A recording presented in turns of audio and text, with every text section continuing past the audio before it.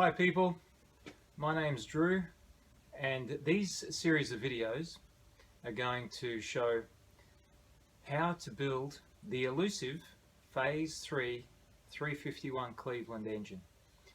Now, there's quite a lot of history with these engines, and there's quite a lot of misconception and I guess misunderstanding about what might be inside these engines.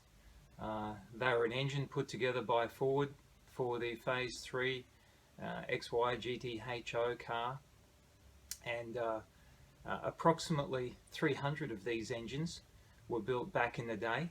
I suspect that there were probably a few more than 300, as there were probably quite a few engines that met their demise at the hands of the owners, and especially the race teams probably went through a fair share of their engines during testing and racing.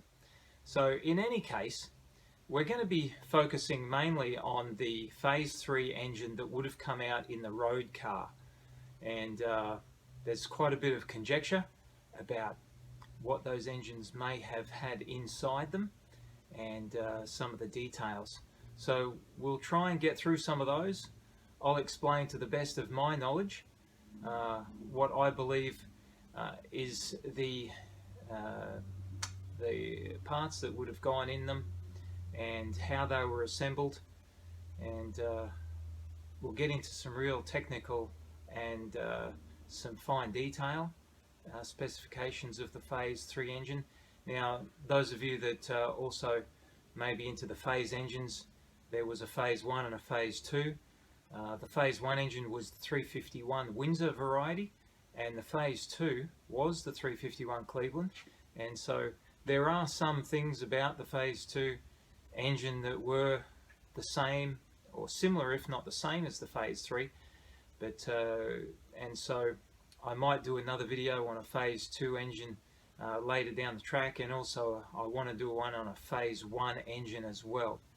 So stick with us. This first episode will be regarding the cylinder block here that you see. This is the 351 Cleveland American D block, and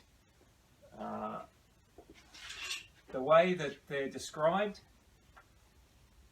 is just because of a feature on the front of the block, and I'll show you the feature on the front of that block. I'll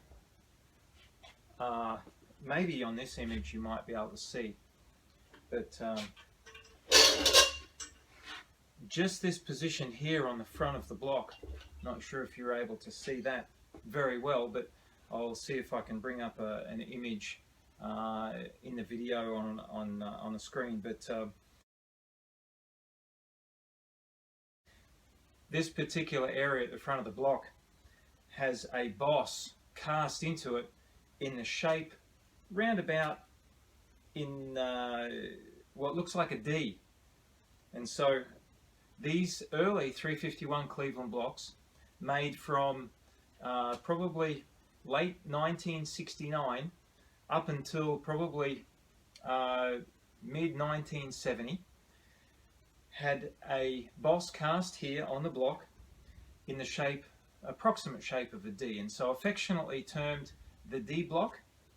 And a lot of these blocks found their way into the Phase 3 engines. Now, according to my sources, possibly not every Phase 3 engine may have had the D block. Maybe some of the later Phase 3 engines may have had the square block, and I have had some reports that genuine Phase 3s have had a square block, and instead of the D they have a little square here at the front of the block.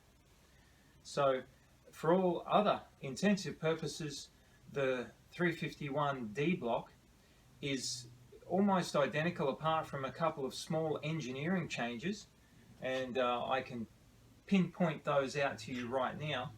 The earlier, in the first generation block, which was the D block, they had the oil drain back holes for the oil draining back from the heads into the valley, and not all of it, but some of it went into the valley here, and also the oil that accumulated from the lifters was drained through these two holes at the rear on the early blocks, as well as a series of holes down here through the centre, which drip down onto the camshaft. But the later model 351 Cleveland blocks from 70.5 onwards all had the drain holes at the front of the block. Now, I'm not sure why Ford made a design change with the oil drain back. I would have thought maybe the engineers would keep the ones at the rear and also add some ones at the front. But for whatever reasoning they had, they decided to keep they decided to change the oil drain back holes from the rear to the front. And so perhaps that was maybe because some of the oil that was draining back here went to the rear of the engine, and they thought, we don't want it to go to the rear of the engine because the oil pickup and the volume of oil that's kept for the oil pump is at the front. So let's put the oil drain back holes in the front. And it kind of doesn't make too much sense, because usually when an engine sits in the engine bay of most passenger cars, the engine has a rear tilted angle, so the oil would have drained back towards the rear holes and drained back okay. And the reason the engine is on an angle like that is not for oil drain back, but for water air pockets forming in the cylinder heads.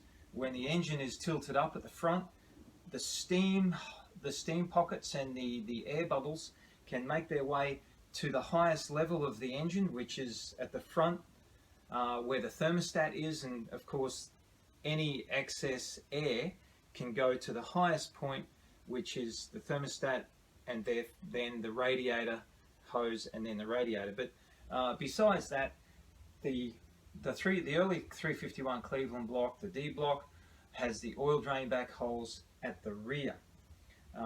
There's a couple of other features to do with the block, and I'll try and make these a little more detailed. If maybe I could grab the camera, I'll see how this goes, and maybe we can grab the camera and show you these drain back holes.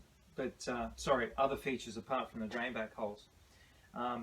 Other features to do with the American block, the early American block,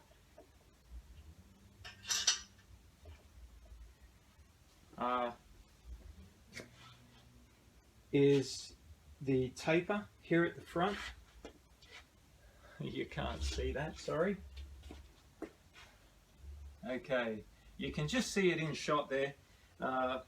The earlier 351 Cleveland blocks were tapered, especially on this side of the cylinder block. The later blocks had a pretty much vertical casting line here, and so I'm not sure what reasoning Ford had for making this design change, but the earlier D blocks were tapered in here on the front cover seal area. So getting back to the phase 3 specifics, you'll notice that this cylinder block has a 2-bolt main configuration. These are the caps. You'll see that they're just a regular 351 Cleveland cap.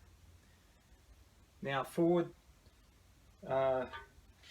only had the 2-bolt caps on the 351 Cleveland in the GTHO Phase 3 engine, and at the time, I'm not sure why, but Ford would have had progress made on the development of the Boss 351 by the stage that the Phase 3 came out.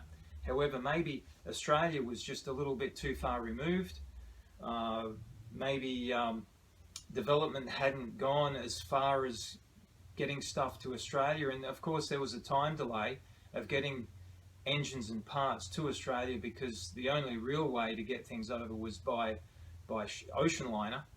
I think air freighting things in those days was probably expensive and probably a little bit not economically viable for Ford to do that. So they just made do with what they had, which was at the time, which was the first run of the 351 Cleveland 4V, which is a D block with the quench chamber heads. And apparently Ford grabbed what was just a 4V crate engine, possibly just in a short motor guise, or perhaps maybe a long motor from Ford that they had shipped over, with the idea of potentially changing the components of the engine to their own design. And so what we had was the development of a uniquely Australian developed and modified 351 Cleveland, and they had 2-bolt main caps. And Ford Australia didn't use the 4-bolt main caps on their performance engine in the Phase 3. So we have the 2-bolt caps, and in this engine build we're going to stay true to the Phase 3 type build to show you what was involved and the parts required. So this particular block, apart from being bored to 40 thousandths over, is just a standard block. I have taken the liberty of putting a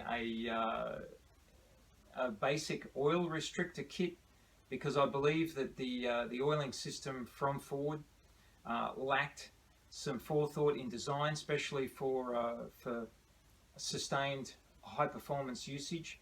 And so this engine is going to see some RPM up above 5,000 for potentially, not a sustained amount like a circuit racing or NASCAR, but certainly it'll see quite a bit of action above 5,000 RPM. And so that's why I've elected to make this block slightly modified with the oiling restrictor kit put in. And it's not my full restrictor kit, it's just a couple of components of it to make sure that the mains have or try and get more of a priority of the volume and the pressure of oil that they need.